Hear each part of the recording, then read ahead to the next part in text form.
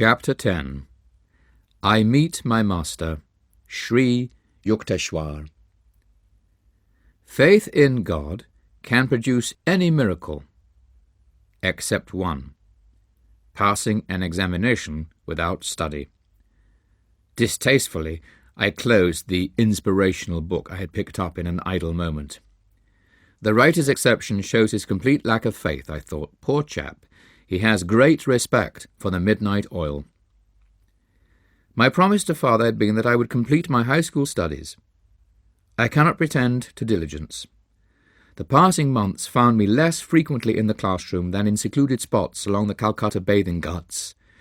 The adjoining crematory grounds, especially gruesome at night, are considered highly attractive by the yogi. He who would find the deathless essence must not be dismayed by a few unadorned skulls.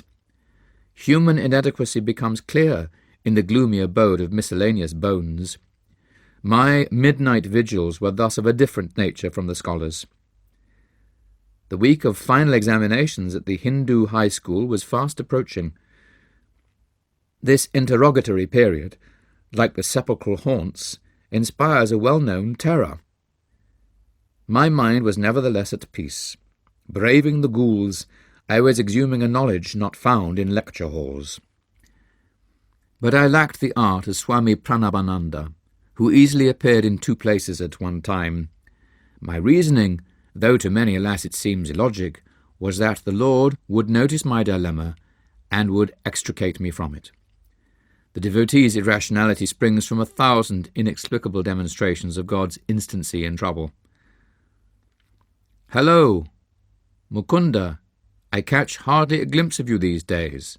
A classmate accosted me one afternoon on Garpa Road.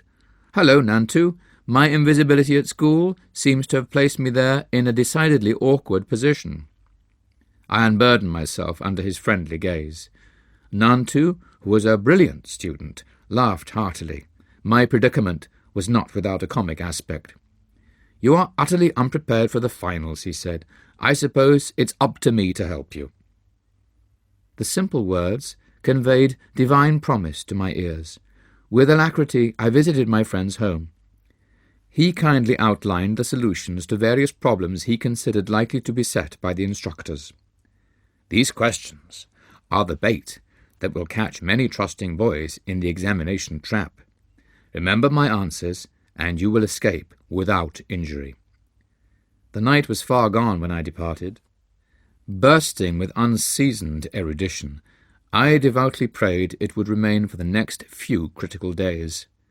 Nantu had coached me in my various subjects, but under press of time had forgotten my course in Sanskrit. Fervently I reminded God of the oversight. I set out for a walk the next morning, assimilating my new knowledge to the rhythm of swinging footsteps. As I took a shortcut through the weeds of a corner lot, my eye fell on a few loose printed sheets. A triumphant pounce. In my hand were Sanskrit verses. I sought out a pundit for aid in my stumbling interpretation. His rich voice filled the air with the edgeless, honeyed beauty of the ancient tongue. "These exceptional stanzas cannot possibly be of aid in your Sanskrit test." The scholar dismissed them skeptically. But familiarity with that particular poem enabled me on the following day to pass the Sanskrit examination. Through the discerning help Nantu had given, I also attained the minimum grade for success in all my other subjects. Father was pleased that I had kept my word and concluded my secondary school course. My gratitude sped to the Lord, whose sole guidance I perceived in my visit to Nantu's home and in my walk by the unhabitual route of the debris-filled lot. Playfully, he had given a dual expression to his timely design for my rescue. I came across the discarded book, whose author had denied God precedence in the examination halls. I could not restrain a chuckle at my own silent comment. It would only add to this fellow's confusion if I were to tell him that divine meditation among the cadavers is a shortcut to a high school diploma. In my new dignity, I was now openly planning to leave home. Together with a young friend, Jitendra Mazumdar, I decided to join a Banaras hermitage, Sri Bharat Dharma Mahamandal, and receive its spiritual discipline. A desolation fell over me one day at the thought of separation from my family. Since mother's death, my affection had grown especially tender for my two younger brothers, Sananda and Bishnu, and for Tamu, my youngest sister. I rushed to my retreat, the little attic that had witnessed so many scenes in my turbulent sadhana. After a 2-hour flood of tears, I felt singularly transformed, as by some alchemical cleanser. All attachment disappeared. My resolution to seek God as the friend of friends became adamantine. I make one last plea. Father was distressed as I stood before him for his blessing. Do not forsake me and your grieving brothers and sisters. Revered Father, how can I tell my love for you? But even greater is my love for the Heavenly Father, who has given me the gift of a perfect Father on earth. Let me go, that I some day return with a more divine understanding. With reluctant parental consent, I set out to join Jitendra, already in Benares at the hermitage. On my arrival, the young head Swami, Dayananda, greeted me cordially. Tall and thin, of thoughtful mien, he impressed me favourably. His fair face had a Buddha-like composure. I was pleased that my new home possessed an attic where I managed to spend the dawn and morning hours. The ashram members, knowing little of meditation practices, thought I should employ my whole time in organizational duties. They gave me praise for my afternoon work in their office. Don't try to catch God so soon. This ridicule from a fellow resident accompanied one of my early departures towards the attic. I went to Dayananda, busy in his small sanctum overlooking the Ganges. Swamiji, I don't understand what is required of me here. I am seeking direct perception of God. Without him, I cannot be satisfied with affiliation or creed or performance of good works. The orange-robed ecclesiastic gave me an affectionate pat. Staging a mock rebuke, he admonished a few nearby disciples. Don't bother Mukunda. He will learn our ways. I politely concealed my doubt. The students left the room, not noticeably bent with their chastisement. Dayananda had further words for me. Mukunda, I see that your father is regularly sending you money. Please return it to him. You require none here. A second injunction for your discipline concerns food. Even when you feel hunger, do not mention it. Whether famishment gleamed in my eye, I know not. That I was hungry, I knew only too well. The invariable hour for the first hermitage meal was 12 noon. I had been accustomed in my own home to a large breakfast at 9 o'clock. The 3-hour gap became daily more interminable. Gone were the Calcutta years where I could rebuke the cook for a 10-minute delay. Now I tried to control my appetite. I completed a 24-hour fast. With double zest, I awaited the following midday. Dayanandaji's train is late. We're not going to eat until he arrives. Jitendra brought me this devastating news. As a gesture of welcome to the Swami, who had been absent for 2 weeks, many delicacies were in readiness. An appetizing aroma filled the air, nothing else offering what could be swallowed except my pride in yesterday's fast. Lord, hasten the train. The heavenly provider, I thought, could hardly have been included in the interdiction with which Dayananda had silenced me. Divine attention was elsewhere, however. The plodding clock covered the hours. Darkness was descending as our leader entered the door. My greeting was one of sheer joy. Dayanandaji will bathe and meditate before we can serve food. Jitendra approached me again as a bird of ill omen. I was near collapse. My young stomach, new to deprivation, protested with gnawing vigour.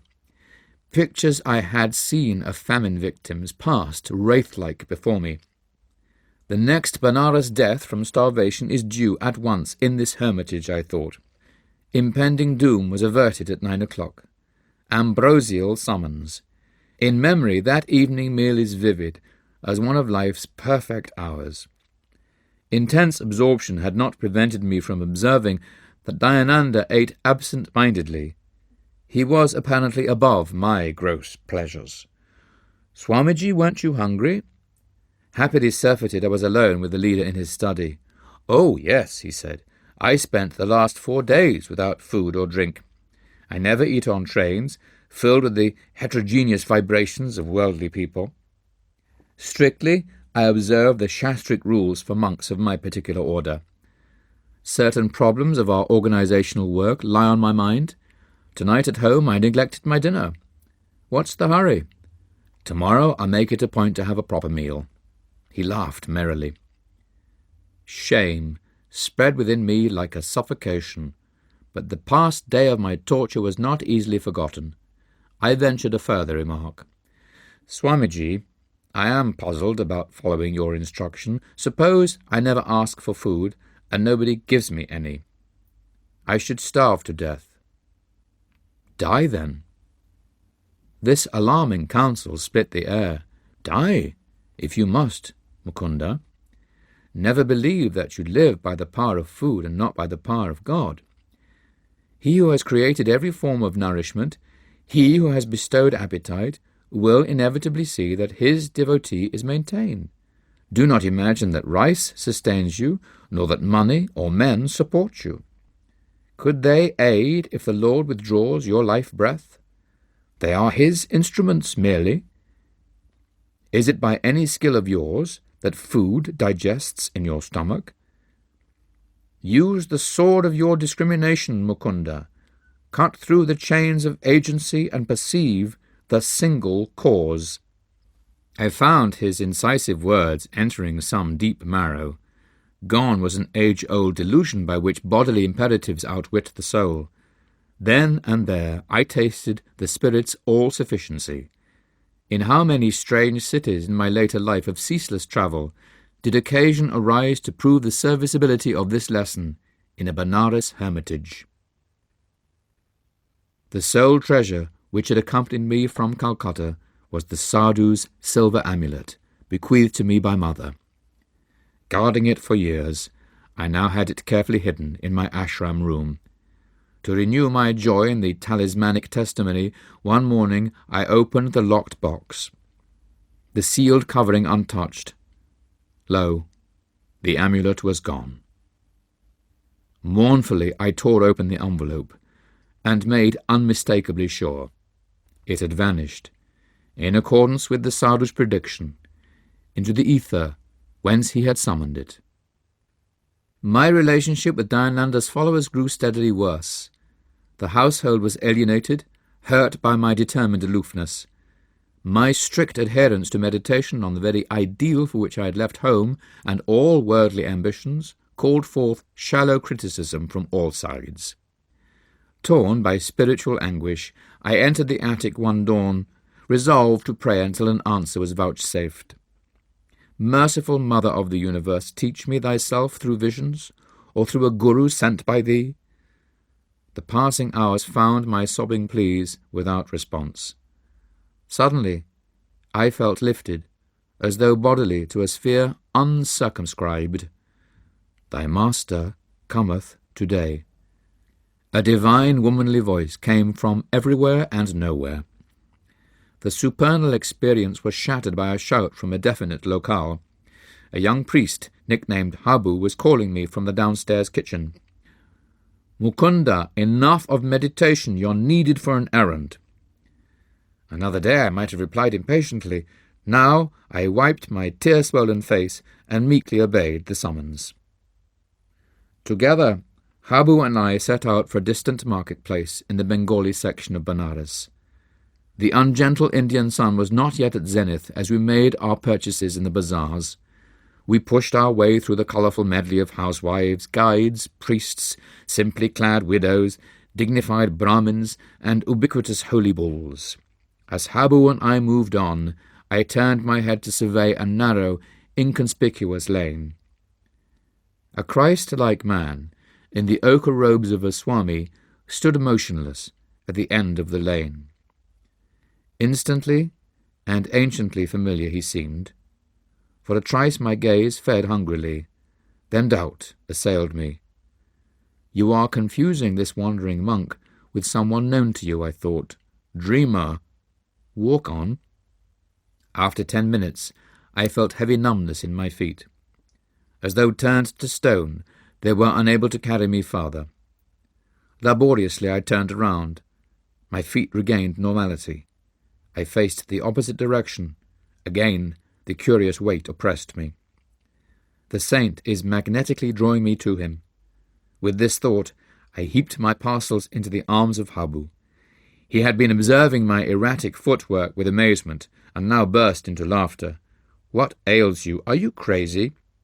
My tumultuous emotion prevented any retort. I sped silently away.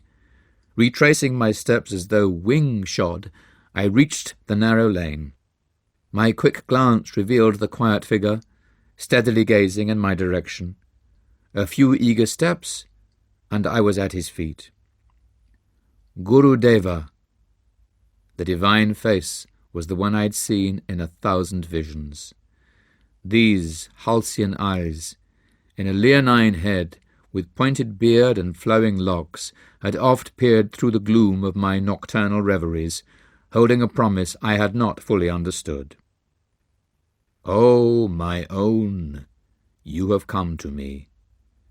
My guru uttered the words again and again in Bengali, his voice tremulous with joy. "How many years have I waited for you?"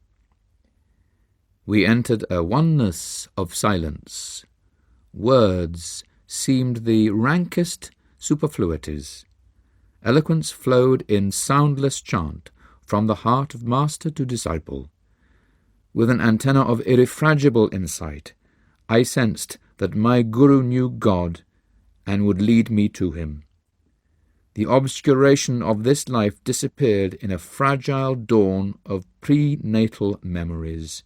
Dramatic time, past, present, and future, are its cycling scenes. This was not the first sun to find me at these holy feet.